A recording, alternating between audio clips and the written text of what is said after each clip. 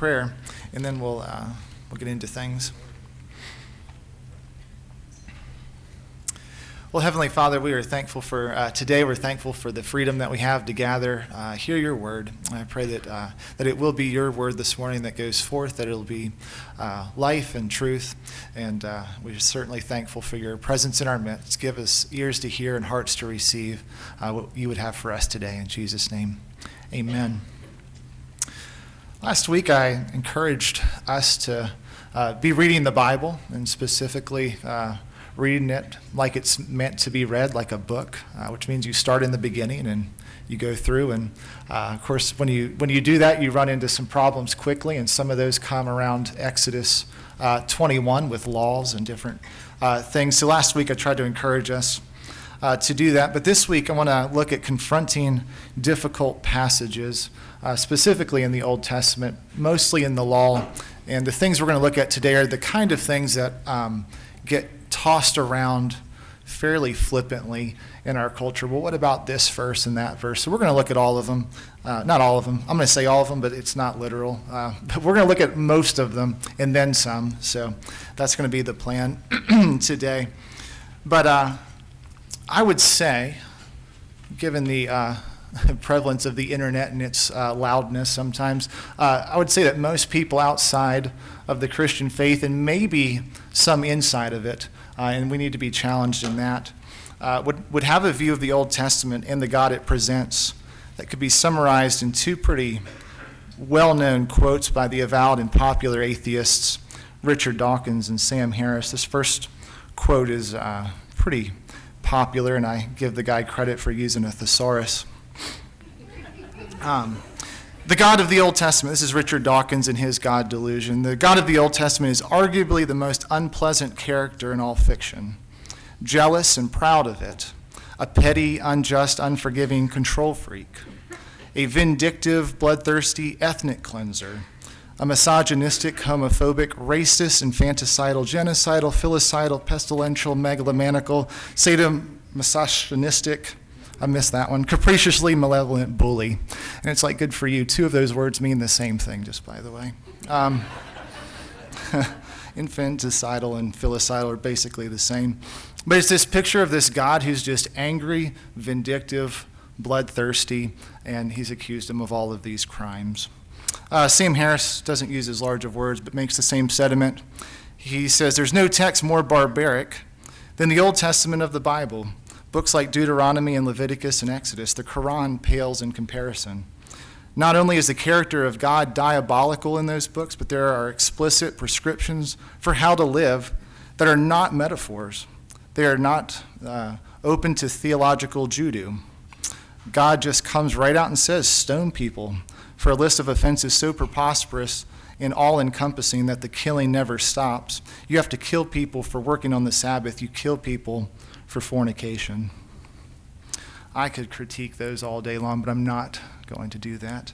But there's a lot there. But the primary thing and why I share that is because I think that's a sentiment that's either a misunderstanding that a lot of people have, or a notion if it goes unchecked, you can fall into that category of thinking even if you don't go to those extremes. This God of the Old Testament's this scary, horrible, angry, scary person.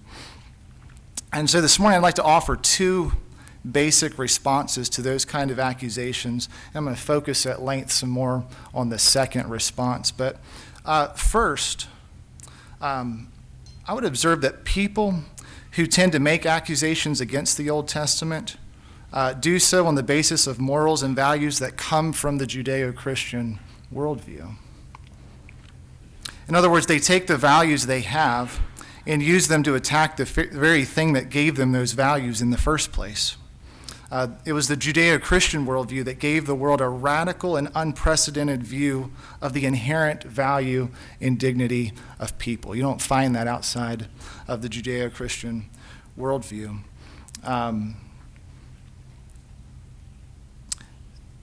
This guy, Luc Ferry, he's a French secular humanist philosopher. He makes this observation when he's comparing Greek philosophy with Christianity. Again, this is not at all a believer. He says the Greek world was fundamentally an aristocratic world, a universe organized as a hierarchy in which those most endowed by nature should, in principle, be at the top, while the less endowed saw themselves occupying inferior ranks. And we should not forget that the Greek city-state was founded on slavery. In direct contradiction, Christianity was to introduce the notion that humanity was fundamentally identical, that men were equal in dignity, an unprecedented idea at the time, and one to which our whole world owes its entire democratic inheritance. But this notion of equality did not come from nowhere. All right, in other words, we in the West today take it for granted that every human has inherent dignity despite having inherently different and wide range of external qualities. But that's not an idea that ever took root anywhere outside of Christianity or outside of the influence of the Judeo-Christian ethic. So often, those who are most visceral in their attack of the Bible argue based on the values whose sole source comes from the Bible. So to take those values and then attack the thing from which those values comes, to me, just doesn't make any sense. These aren't inherent ideas that everybody knows. All right, now, we do today because Christianity had that much influence where it's taken for granted that we view people a certain way, but that's not the way it is apart from the influence of Christianity. These aren't self-evident values. You only find them in the parts of the world touched by Jesus and his followers. So that's my first response. It's like if you think people should be treated, like if it's better to love your enemy than to kill them, like that comes directly from Jesus, all right, who in his background, that foundation comes from the Old Testament. So I think there's something there. All right, so second, whenever someone accuses the Old Testament of something horrible, this is my second suggestion that we're going to look at, like go check it out. Go see what it says. Go read it. I wrote about this in a blog for the school. I'm a dad, so I get to watch cartoons. But I'm a dad of a 3-year-old specifically, and I don't know if any of you are familiar with Daniel Tiger, but Daniel Tiger is a spinoff. You know Daniel Tiger, he's a spinoff of Mr. Rogers' Neighborhood, and he's got all these little songs for very helpful hints for kids. So like, if you have to go to the bathroom like really quickly, like it's okay to stop and go right now, and there's a little song about that, and it's really helpful. And there's, so it's these kind of like little ditties, and Eliza will sing them. Let's see. Stop and go right away. Flush and wash and be on your way. It's helpful information.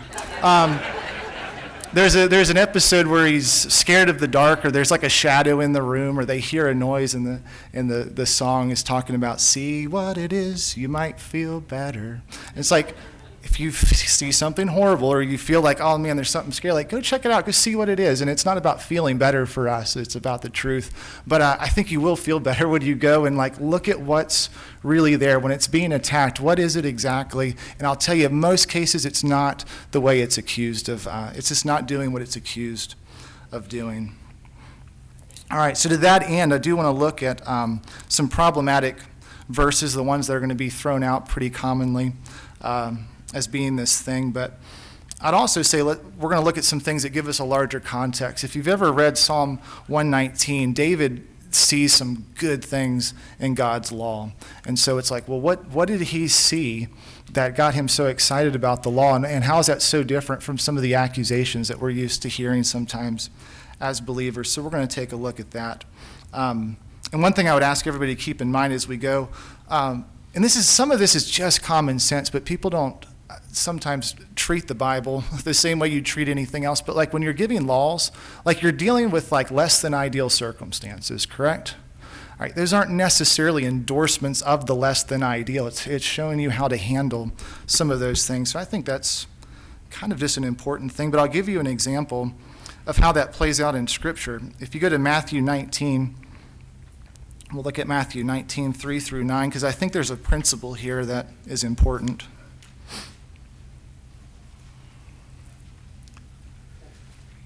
I'm going to kind of pick up in the middle of a larger story here, but Matthew 19, starting in verse 3. Some Pharisees came to Jesus, testing him and asking, "Is it lawful for a man to divorce his wife for any reason at all?"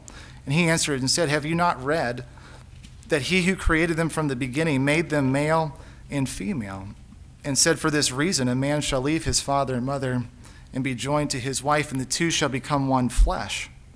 So they are no longer two, but one flesh. What therefore God has joined together, let no man separate." As an aside, I'll just say that's Jesus' definition of marriage and sexuality. And when you define what it is, you don't then have to explain everything that it's not. Now, Leviticus does explain everything, or most everything that it's not, but that's a very explicit statement of what that is and why it's good from Jesus. All right. They said to him, "Why then did Moses command to give her a certificate of divorce and send her away?" All right, so in the law, there's this certificate of divorce. Well, if that's how it is, why does the law say that? Jesus said to them, "Because of your hardness of heart, Moses permitted you to divorce your wives, but from the beginning it has not been this way. And I say to you, whoever divorces his wife except for immorality and marries another woman commits adultery."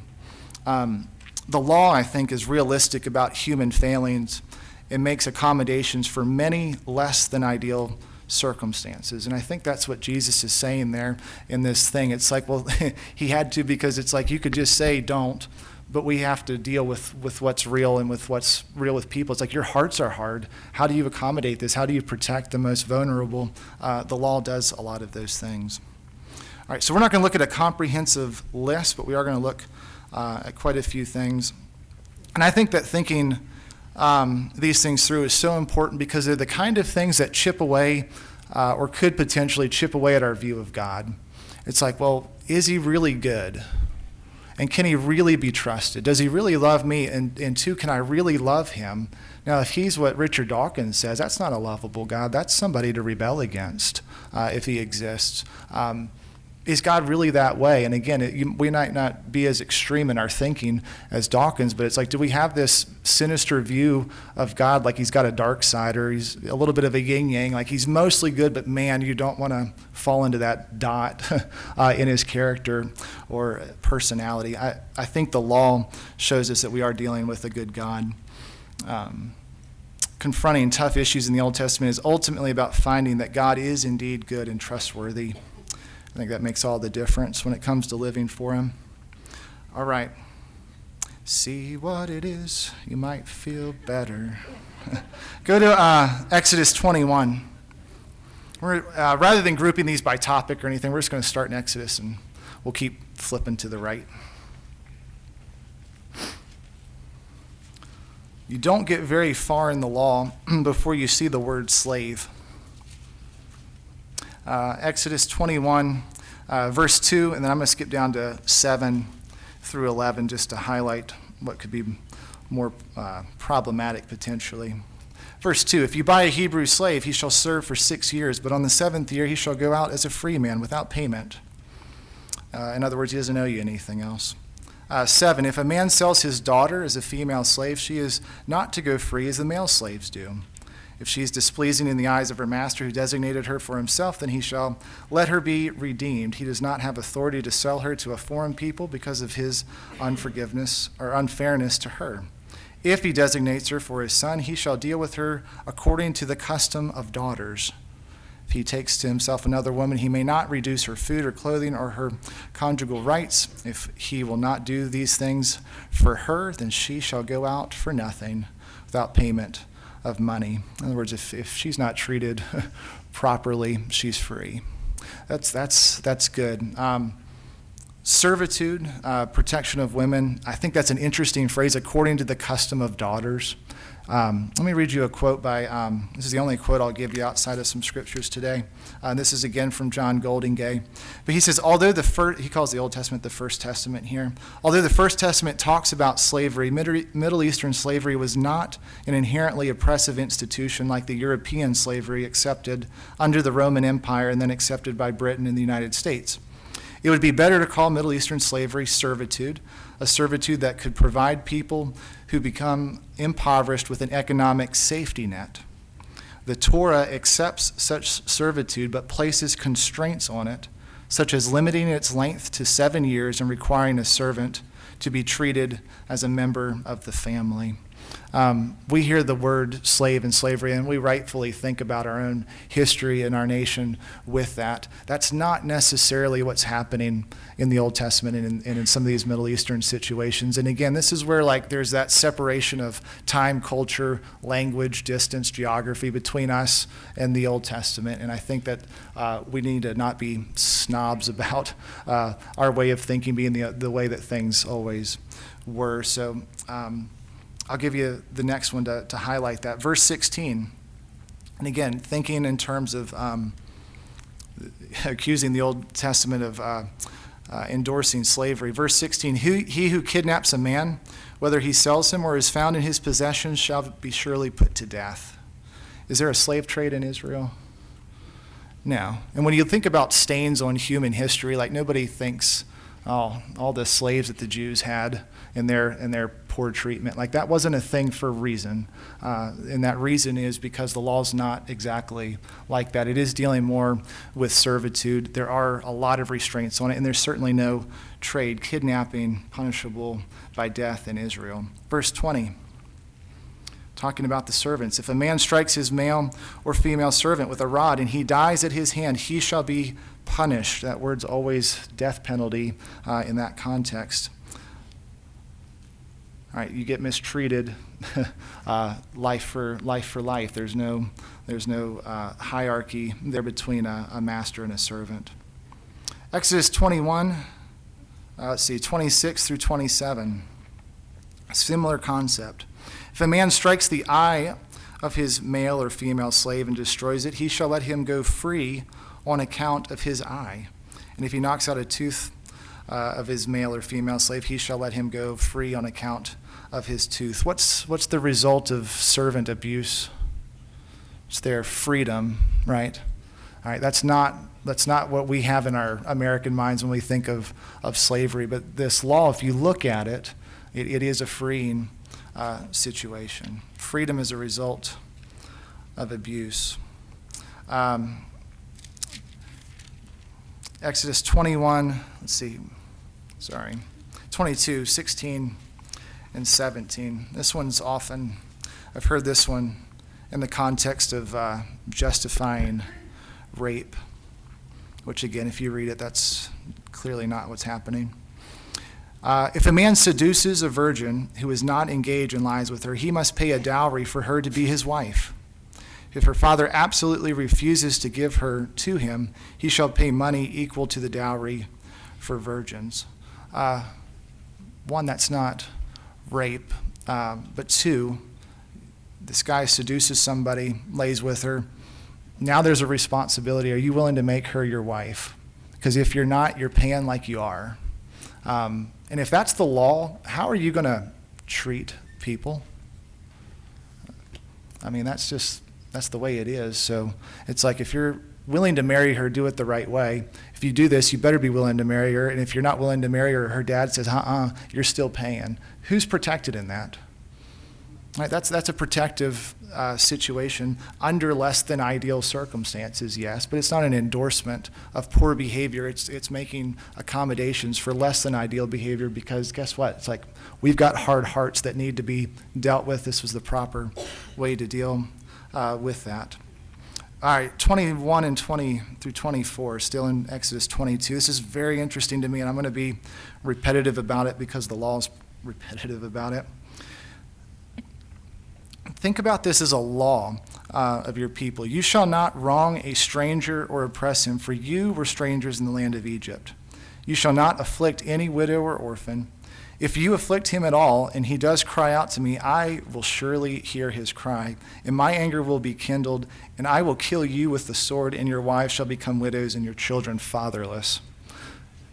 What law, and especially if you know anything about ancient Near Eastern cultures, why would you bother protecting foreigners under your law? Right, you have the stranger, you have the orphan, you have the widow. These are society's most vulnerable, and God's very clear about protecting the most vulnerable in society. And that's a pretty harsh thing. You mistreat the most vulnerable, your life's accountable to it. All right, if I were a stranger and I found myself for whatever reason stuck somewhere in the Near East, I'd want to be in Israel. That's just the way it is. If I was an orphan or a widow, that would be the place to be because that's where they're most protected and valued. 23, chapter 23, verse 9. You shall not oppress a stranger, since you yourselves know the feelings of a stranger, for you also were strangers in the land of Egypt. Leviticus 18. This goes to Richard Dawkins's infanticidal, filicidal accusation. It's like that's not a thing. Chapter 18, verse 21. You shall not give any of your offspring to offer to Moloch, nor shall you profane the name of the Lord, of your God. I am the Lord. You're not to sacrifice your kids in the fire. That's what that is. So there is no child sacrifice endorsed, permitted, allowed within Israel. I always tell people, if you want some really awkward reading, you can read Leviticus 18. That's where all of the, if you need to know what sexuality marriage isn't, like that's chapter 18 of Leviticus. But it's interesting. Verse 24 says, do not defile yourselves by any of these things, for by all these the nations which I am casting out before you have become defiled. If you read through some of those things, a lot of them are like people you're not supposed to sleep with. And a lot of them are like, did that really need to be said out loud? Like it's that awkward and like wrong. But it's like, yeah, they did, because these maybe aren't self-inherent truths. Like we might be this deprived, and we know that because the nations around them were doing these things. And what do we know about Israel whenever they were influenced by nations around them? They often got sucked into their stuff. So we did have to have this stuff spelled out for us, because these things are happening in the nations around them. Let's see. Leviticus 19, 9 and 10.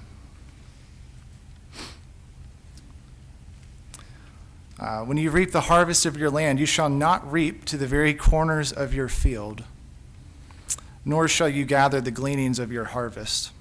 And it's like, wait a minute, that's mine. Why can't I do this to my property, you know? Nor shall you glean your vineyard, nor shall you gather the fallen fruit of your vineyard. Why? These things aren't maybe yours, maybe they're God's, but it says, you shall leave them for the needy and for the stranger. I am the Lord your God. It's like your wealth isn't just for you. Maybe he's blessed us to be a blessing to others, and so they don't do these certain things to accommodate the needy and the stranger and those who would have those needs. All right, still in Leviticus 19, verses 17 and 18. Whenever somebody accuses the Old Testament of something horrible, they never quote this one. And it's amazing that it's even a law. Verse 17, you shall not hate your fellow countrymen in your heart. You can reprove your neighbor, but you shall not incur sin because of him. You shall not take vengeance, nor bear any grudge against the sons of your people, but you shall love your neighbor as yourself. I am the Lord. Could you imagine if one of the laws was like, you're not allowed to hate people in your heart? It's like, well, I'm acting nice to them. I'm being nice, and it's like that's not good enough. It's about this. So when Jesus is asked about the greatest commandments, he goes to Leviticus. Loving your neighbor as yourself is to be a pattern of living in Israel. Verse 33. In case loving your neighbor gives you some wiggle room for not loving some others. Verse 33, when a stranger resides with you in your land, you shall not do him wrong. The stranger who resides with you shall be to you as the native among you, and you shall love him as yourself. For you were aliens in the land of Egypt. I am the Lord your God. It's like, is he trying to tell us something with all the repetition? But it's like, not only are you to love your neighbor, your own countryman, you have a stranger, love him like you love yourself. All right, what kind of picture are we getting of God in the law? it's pretty gracious, and I'm going to say it's pretty good, especially in comparison to the other options at the time. And again, is there racism in that? Do we see like genocidal tendencies in this? Okay. I don't find most of those accusations very grounded. Chapter 20, verses 1 through 5, again, compliments of Dawkins's infanticidal, filicidal accusation. The Lord said to Moses, you shall also say to the sons of Israel, any man of the sons of Israel from the alien sojourning in Israel who gives any of his offspring to Moloch shall surely be put to death. The people of the land shall stone him with stones. I will also set my face against that man and will cut him off from among his people, because he has given some of his offspring to Moloch so as to defile my sanctuary and to profane my holy name. And it goes on and on. So it's like, not only are you to do this, but this isn't to be done within your borders at all. Zero tolerance on child sacrifice. It's not a thing in Israel. Exodus 20, Leviticus 20, all of Leviticus 20. A lot of it is dealing with sexual immorality, and it's all punishable by death. Why? Well, engaging in that's going to lead to death of all kinds anyway, but it's not the way things are to be. All right, it's not how we're designed. It's not how it operates, and the way we're designed is good. Everything outside of it is not, and there's significant consequences for that. It's not a homophobic thing.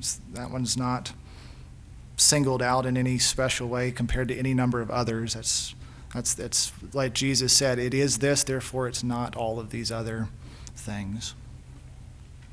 Leviticus 23, verse 22. I won't keep reading some of these, but that was another, you're accommodating the needy and the alien, the stranger in the land. Leviticus 25 changes our perception of everything, or it ought to. Exodus 25 is the year of Jubilee.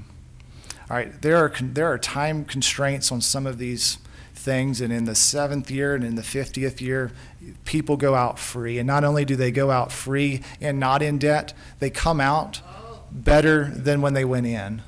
All right, you're to lavishly, bestow these gifts on these people who served you for this amount of time and went. I don't know if it's in my notes, and I'll be careful about not reading everything we could read, but there are laws about, like, if you know the year of Jubilee is coming up, you can't let that affect you helping this person, because you have to let them go without their debt in a short period of time. So it's like whether they serve for 7 years or 6 months, they go out without the debt, and you doing that. You're not allowed to grudgingly, you're not allowed to hold a grudge against them, and you're not allowed to withhold from them because you know this moment of freedom's coming. That's a good law. And again, these things aren't going to be institutional when there's freedom at the end of it, and there's these time restrictions on those things. Leviticus 25, 39 through 41, again, deals with poverty and the handling of strangers. Ultimately, it's about freedom. If a countryman of yours becomes so poor with regard to you that he sells himself to you, you shall not subject him to a slave service. He shall be with you as a hired man, as if he were a sojourner. It's kind of interesting. It's like he ought to be as a sojourner. Sometimes that in any other culture, maybe that's not a status worth having, but it is here. He shall serve with you until the year of Jubilee. And it goes on from there. Let's go to Numbers 15. I'm going to elaborate just a little bit on this one, because when I read Sam Harris's quote about stoning people for breaking Sabbath, I thought, well, that's an exaggeration. I've never heard of that. I thought about Jesus talking about, like, the Sabbath is made for man, not man for the Sabbath. Why would you stone somebody for that? And then you read Numbers, and it's there. Numbers 15:32. This one stumped me for about 3 seconds until I kept reading. You got to keep reading. Let me give you an account here. Numbers 15, verse 32. Now, while the sons of Israel were in the wilderness, they found a man gathering wood on the Sabbath day. Those who found him gathering wood brought him to Moses and Aaron and to all the congregation. And they put him in custody because it had not been declared what should be done to him. And I'll tell you, actually it has. There's a law about this. Then the Lord said to Moses, the man shall surely be put to death. All the congregation shall stone him with stones outside the camp. So all the congregation brought him outside the camp and stoned him to death with stones, just as the Lord had commanded Moses. I read that and I thought, oh boy, that's harsh. I might need to avoid this one when I go through problematic scriptures on Sunday, because that's uncomfortable. Let me highlight two things. Exodus 31:15, you break the Sabbath, it's a death penalty. Now, that sounds harsh, but if I was told, like, don't work or you die, do you know what I do that day? I'm resting. And, like, that's just not that hard to do. So, like, I don't think it's this insurmountable thing. And we all know, and I think there's a lot of science to back it up, but I don't know if we needed it. It's like rest is a good thing. And that six days, one off is a good, healthy thing for people. And maybe our Creator knows that. But the law goes one step further.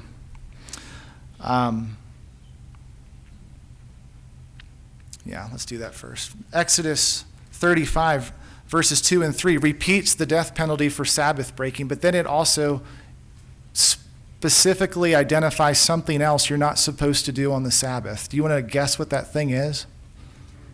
You can't gather firewood and have a fire. Now, again, that might sound like a strange rule, but like if that's how things are, I'm not going to do it. What is this guy doing on the Sabbath?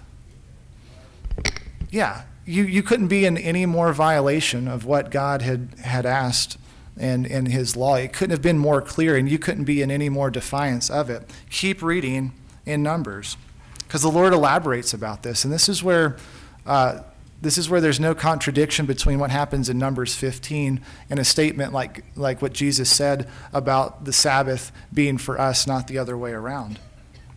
You got to keep reading. Verse 37, the Lord spoke to Moses, speak to the sons of Israel. He's going to let them know what the deal is. And tell them that they shall make for themselves tassels on the corners of their garments throughout their generations. They shall put on the tassel of each corner a cord of blue. It shall be a tassel for you to look at and remember all the commandments of the Lord. All right, here's the key point. So as to do them and not follow after your own heart and your own eyes, after which you played the harlot, so that you may remember to do all the commandments and be holy to your God.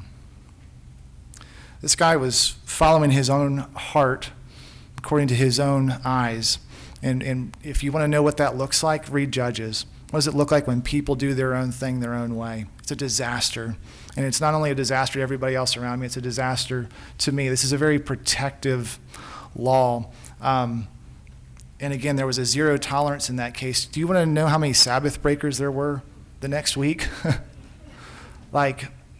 This isn't something I don't think happened regularly in Israel. I don't think there was a regular every Sunday or every Monday. Maybe you had to wait till the day after. But there wasn't this regular stoning of Sabbath breakers because it was the law, and you obey it, and you follow his way rather than going your own. And again, I just don't think that one's that hard to follow. It's like rest. Don't do these things, and I think that's okay. Again, that specific one, he was blatantly ignoring God and doing his own thing. Let's go to Deuteronomy 7. One thing that I think another misconception there is about some of these Old Testament things is, and Dawkins calls them genocidal and racist. The Old Testament law tells a different story, I think. Deuteronomy 7, verses 1 through 5 talks about this conquest that they're going to go on. This is often this is genocide, and I'm going to say it's not. Verse 1. When the Lord your God brings you into the land where you are entering to possess it and clears away many nations before you, all right, and he lists those nations, 7 nations greater and stronger than you. When the Lord your God delivers them before you and you defeat them, you shall utterly destroy them. You shall make no covenant with them and show no favor to them. Furthermore, you shall not intermarry with them. You shall not give your daughters to their sons, nor shall you take their daughters for your sons. for they will turn your sons away from following me to serve other gods. Then the anger of the Lord will be kindled against you, and he will quickly destroy you. But thus you shall do to them.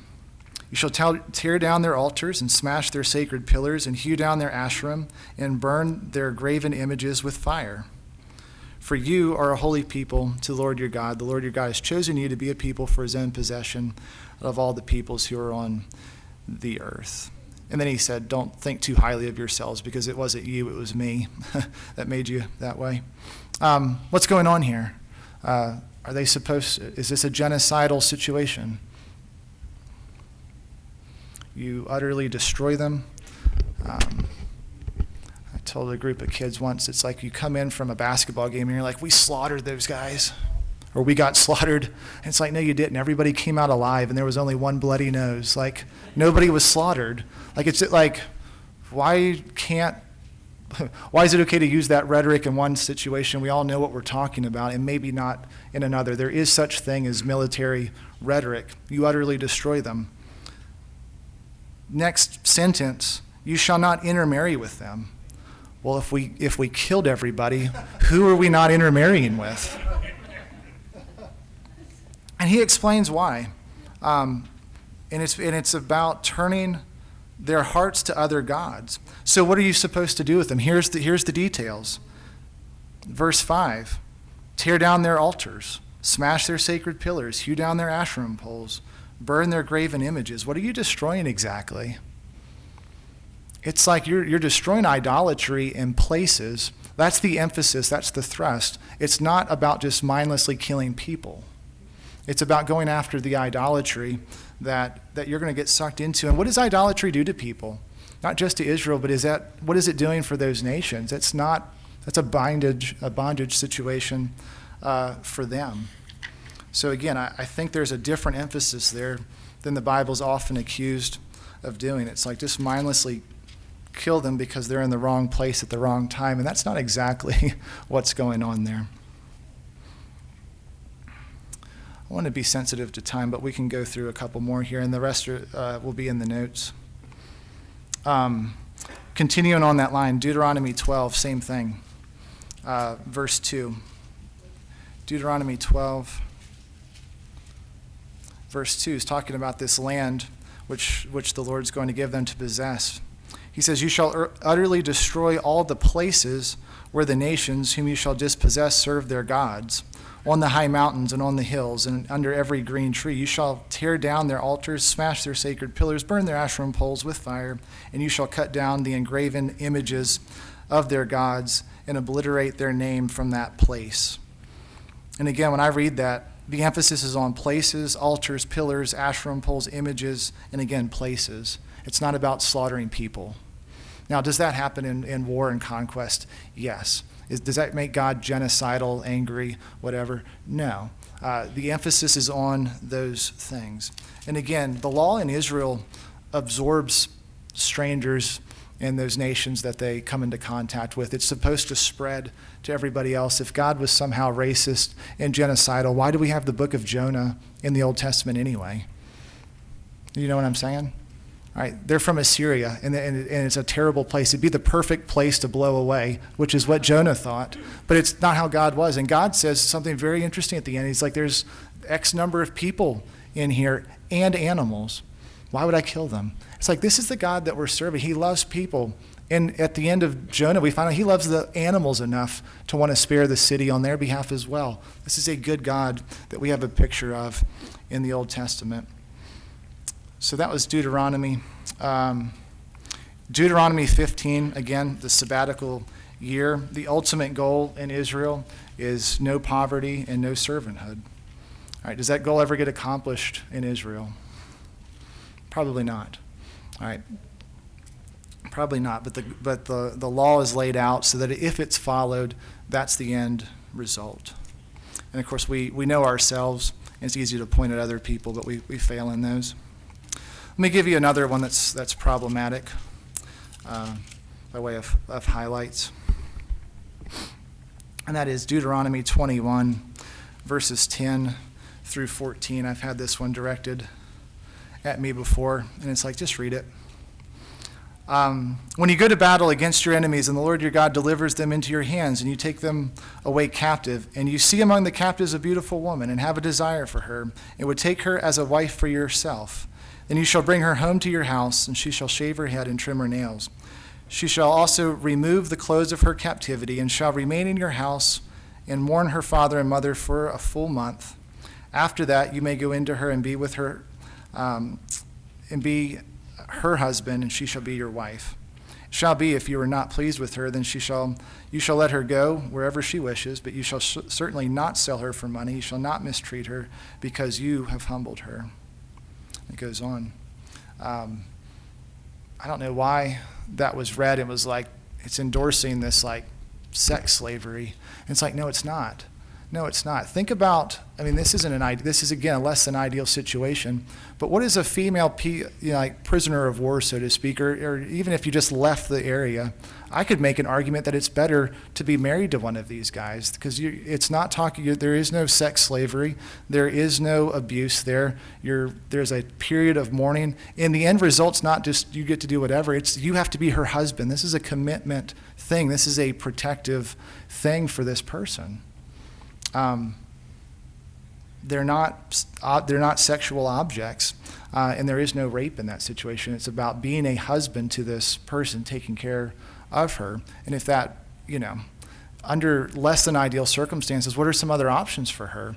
What are her other options in the ancient Near East once she loses her husband and the town's conquered? Where does she go? All right.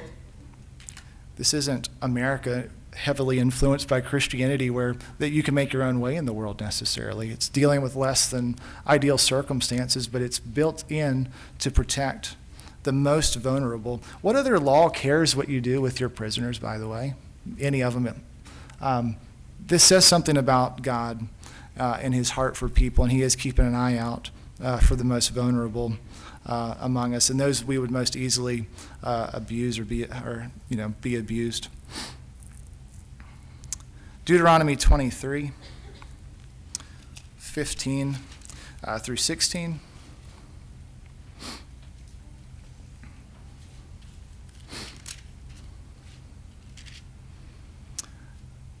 This is again dealing with slavery. You shall not hand over to his master a slave who has escaped from his master to you. He shall live with you in your midst in the place which he shall choose in one of your towns where it pleases him. You shall not mistreat him. That's an interesting law, and that's risky. If a runaway slave comes to Israel, they're safe. That opens Israel up to a lot of risk, does it not? All right, again, is there a slave trade or human trafficking happening in Israel? No. In fact, you're harboring at your own risk people who can make their way to you. Why? Because God cares about them, and that would be a good place. Israel would be a good place to be if you can get there. That's an interesting law that would even accommodate for a runaway slave. Like, who's thinking about that, especially when there's risk involved to you? Same thing in Deuteronomy 24, verse 7. There's no slave trade in Israel. If a man's caught kidnapping any of his countrymen of the sons of Israel, and he deals with him violently or sells him, then that thief shall die. You shall purge the evil from among you. Those are the highlights. I'm going to bring up just one more because it's one that if you haven't heard, you're likely to hear. And you'd think common sense would rule the day, but sometimes you just don't read far enough or in context. And that's at the very end of Judges. There's a terrible account at the end of Judges 21, 16 through 25. And essentially, I won't read all of that, but essentially what happens is these guys from Benjamin jump, rape, plunder these women from a foreign place, and the book ends. And sometimes people say, look at what the Bible promotes and endorses. And it's like, not everything that, and this is true of every piece of writing ever, not everything that it records is an endorsement. Like when you record an event, you're not endorsing an event, right? Hitler's biographer isn't saying he's this great, wonderful person. He's recording what happens. Deuteronomy, recording events, not an endorsement of it. In fact, if you read in context, very last sentence in Judges, and this was the consistent theme throughout the entire book, in those days there was no king in Israel. Everyone did what was right in his own eyes. What does it actually look like for all of us to do what's right in our own eyes? It looks like what happens at the end of Judges. It looks like just that blatant, the guy doing the sticks and fire in Israel. I'm just blatantly ignoring what God says. I'm going to do my own thing, my own way. All right, not a good situation. So again, I think there's just another example of of a serious error, and just in recording it's not an endorsement of it is true. So I would encourage you, I didn't hit everything that could be hit, but it's like if you come across things that make you really uncomfortable, like go read it, and then kind of keep reading. Read a little bit before, read a little bit after, and it might still be problematic. It's like, does God do everything the way that I would do it? Does he bend to my whims and wishes? And he doesn't. Do I know what good really is?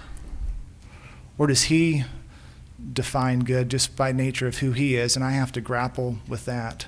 I think those are some of the issues that we have to think through and go through. But I just want to say, at the end of the day, I think the Old Testament does introduce us to a good creator God whose love for us culminates in Jesus, the incarnation, the cross. That's the God that we serve, and he's never changed, and he won't change. He was not different then than he is now. And I think if we read this and we read it in its story, we'll see that this is the same God that we see revealed in Jesus. And I think that's very encouraging. And again, to me, it's like, can he be loved and trusted and served? And it's like, yeah, if he's who I see in Jesus, absolutely. And when I go back, I was just reading in Leviticus the other day, because that's where I am, and I'm pushing through some things that I'm not always as interested in. But I was reading about these sacrifices, and it's like, well, that's weird. There's a lot of blood and a lot of burning. But it's like, that's what living in forgiveness looks like. It's like, how do I know I'm forgiven? And you're seeing this pile of stuff burn up. Does that not lift a burden from people who have sinned and are wanting their sins forgiven? Yeah, God can forgive you. How do I know I'm forgiven? Sometimes a visual helps. It wasn't quite as surfacey as that, but I was just thinking, that's what living in forgiveness looks like. Do we have that same view when we look at Christ on the cross? I'm forgiven. And man, does that really free you to live life well. I think that's good. So I'd encourage you, as you continue to do your Bible reading, especially if you're started at the beginning of the year, you're going to come into Leviticus soon. You're going to come into Deuteronomy. Some of these things, man, may the Lord open up our eyes to who he is and his goodness. So, Father, I thank you for your word, and I thank you for your Spirit who can help us understand and see things that we would never understand or see on our own. And I pray that that'll continue to be our experience as we buckle down, study, and read your word, that you will lead us in those truths and that love that you have for us. I pray a blessing on us as we go from here. In Jesus' name, amen. All right, there are copies of the notes on stage if you're interested in that, and we are dismissed.